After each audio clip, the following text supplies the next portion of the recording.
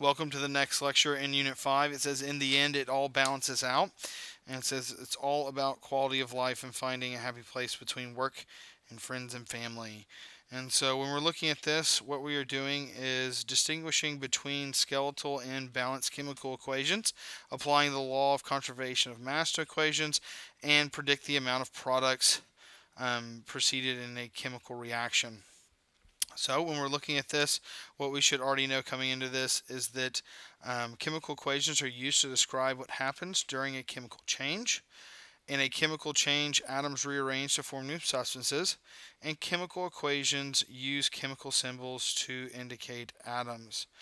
What we should have learned coming from the lab, the law of conservation of mass applies to chemical equations, and the mass of reactants has to equal the mass of the product.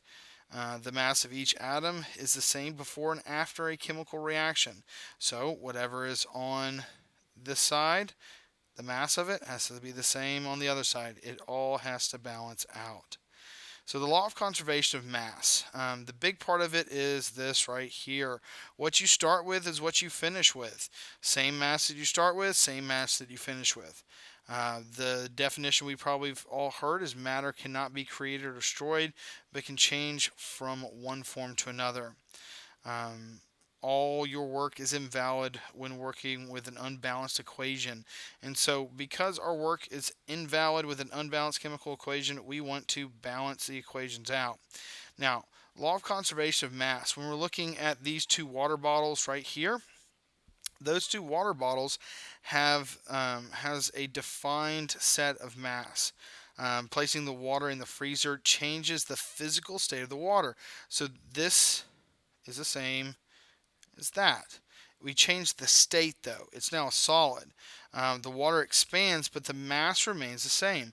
That's the law of conservation of mass. Now, chemical reactions work the same way in the law of conservation of mass. It saves that mass. The products of a chemical reaction have the same mass of the reactants. Okay, so the products equal the reactants. What you start with, what you finish with.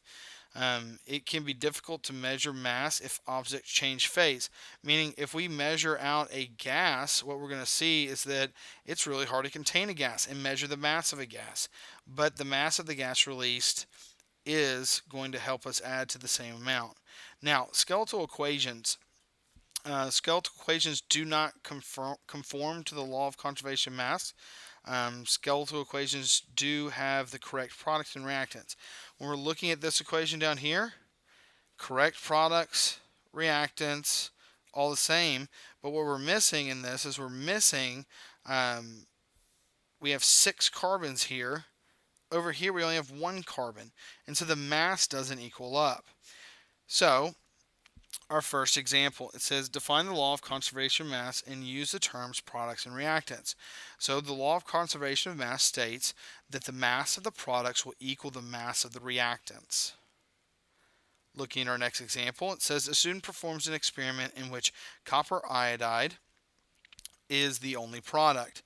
They start out with 100 grams of copper, 50 grams of oxygen before the reaction begins. The two react, leaving 20 grams of copper left over, but zero oxygen. What is the mass of copper oxide? So our mass of our reactants is 100 plus 50, which is 150 grams. Okay, 20 of the grams was left over. So the rest of it is going to be copper oxide. So 150 minus 20 is going to give us 130 grams of our copper oxide. Looking at our next example, it says, why is it difficult to verify the conservation of mass in the chemical reaction below? So we have a solid reacting with something that's aqueous. It produces something that's aqueous and then a gas. And so since that gas is leaving, to take the mass of it, what we have to do is we'd have to contain it, and then we'd have to find a way to mass it. And hydrogen is less dense than the air, so it rises up. So that presents a little bit of a problem. So it's hard to justify or verify the law of conservation mass when you lose a gas. Mastery level question. It says copper sulfide is mixed with excess zinc according to the reaction below. The student initially has 10 moles of copper sulfide, 100 moles of zinc. Copper has a mass of 63.5 grams per mole of atoms. How many grams of copper would you expect to be produced? So when we're looking at this, we have 100 moles of zinc, we have 10 moles of copper sulfide. And so it wants to know how many grams of copper would you expect to be produced?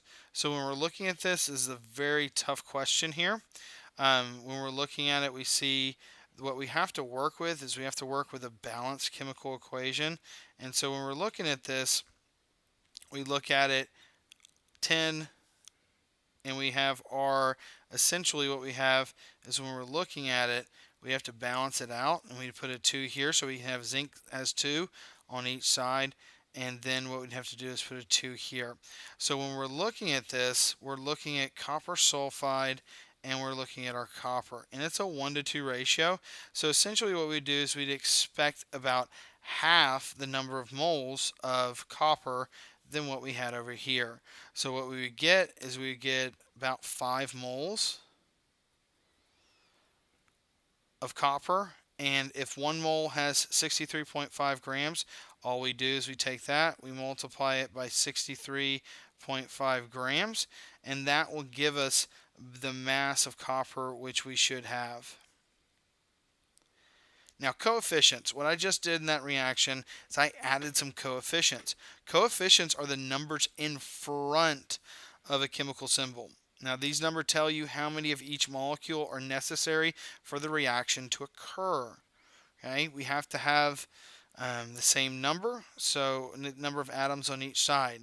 Now, coefficients can be manipulated to satisfy the law of conservation of mass. That's what I did on the last one. I have to have the same number of each atom on each side.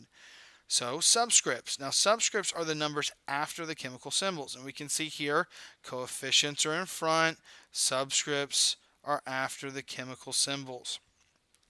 These tell you how many of each atom are in the molecule. You can change the subscript without changing the identity of the molecule in the chemical reaction. And so, this is the big thing. You cannot change subscripts.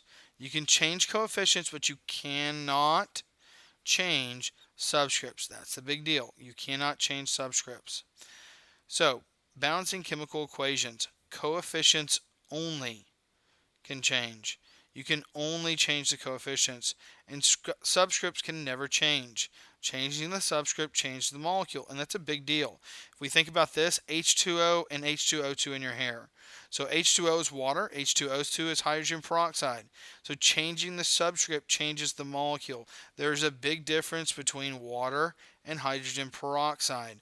If we drink water, we need that to live. You drink hydrogen peroxide, it's not going to be good for you. Don't do that. So, the way we balance chemical equations, we kind of have a general way that which we go at it. First, we have to start with the correctly written, and that's a big thing. It's a big step because you got to have the correctly written chemical equation. If you don't, then it's impossible to balance.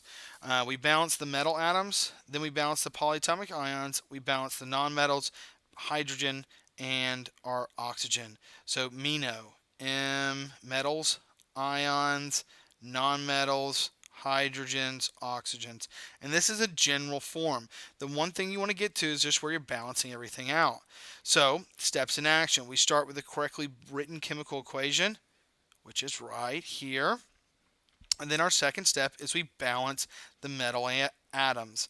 And so we see that copper is our metal. Everything else is going to be a nonmetal. So we balance copper out. So we need 2. We have 1 copper here, 2 here, so we need to balance it out. We need 2 coppers. So we'll put a 2 coefficient in front of that. When we look at it, there's our 2 coefficient. Our next step is we balance the polyatomic ions. So we see that our sulfate, we have 1. Our sulfate after, we have 1. So it's balanced. We move on to nonmetals. Our nonmetal, we have fluorine. We have 2 fluorines because we put that 2 right there. And that 2 will distribute out. So now we have 2 fluorines, 2 before, and if we look, 2 after. So that's balanced. Then we balance our hydrogen. So when we're looking at this, we have 2 hydrogens. And over here, what do we have? We have our 2 hydrogens. and then we balance the oxygens. So since we have our, and what we would do, remember, keep the ions the same. You're just focusing on this. We have 2 oxygens there, so therefore we will need 2 oxygens over here. And when we look at it, we see that we only had 1, so we put the 2 in front and we balance out the oxygens. And so those are just our steps. Let's jump into a problem. It says identify the subscripts and coefficients in the chemical reaction below. Subscripts, 1, 1. Think of your polyatomics in parentheses with a 1. Silver's 1, copper's 1, that polyatomic 2. There's our subscripts. Coefficients, 2. And don't forget the 1 coefficient. It's understood. It's out front. That's right there. 2. The 1 that's right there because it's an understood 1. And then that's it. So our coefficients are 1, 2, 2, 1. And our subscripts are 1, 1, 1, 1, 1, 2. Next example, it says complete the chemical equation below to satisfy the law of conservation of mass. So when we're looking at this, we see that we have, the only thing we have are hydrogen and oxygen, so let's balance out our hydrogens. We have that 2 distributes. We have 4 hydrogens. How many hydrogens do we have here? Only 2. So 4 divided by 2 is 2. So 2 times 2 is 4. We have 4 hydrogens here, 4 hydrogens here, a total of 4 on each side, nice and balanced. Next, it says balance the chemical equation below. So when we're looking at this, let's balance the metal first. We have iron, 2 there, or 1 here, 2 there. So we need to put a 2. There we go. 2 irons, 2 irons. Now when we look at this, we have 3 oxygens and 2 oxygens. Now when you're doing this, you want to kind of think of like the lowest common denominator. So what does 2 and 3 have in common? 6. So 3 times 2 is 6, and 2 times 3 is 6. Now this is where you have to pay attention when you're adding coefficients. You balance the oxygens. We have 6 oxygens here, and we have 6 oxygens there.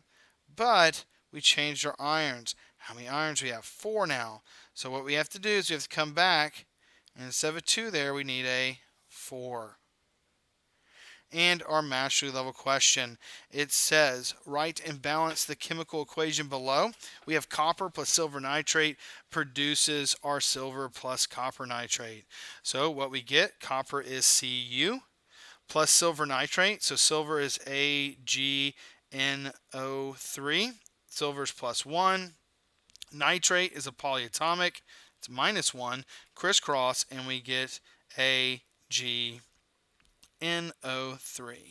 It produces silver, which is Ag, and then copper 2 nitrate. So Cu, that 2 means it's plus 2.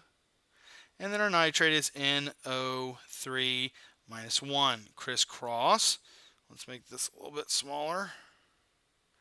Got a little bit of room. Crisscross, and we get Cu, parenthesis, NO3, 2. And that would be our correctly written chemical equation. Now all we have to do is just balance it. So start with our metals. We have 1 copper, 1 copper, 1 silver, 1 silver. Good. Move on down. The only thing we got left are our ions. So we have 1 nitrate, 2 nitrates. So we'll go ahead and fix that by putting a 2 in front. Now we have 2 nitrates, 2 nitrates, but we changed the silver. Now we have 2 silvers, so we have to balance that out too. So there's our correctly written balanced chemical equation.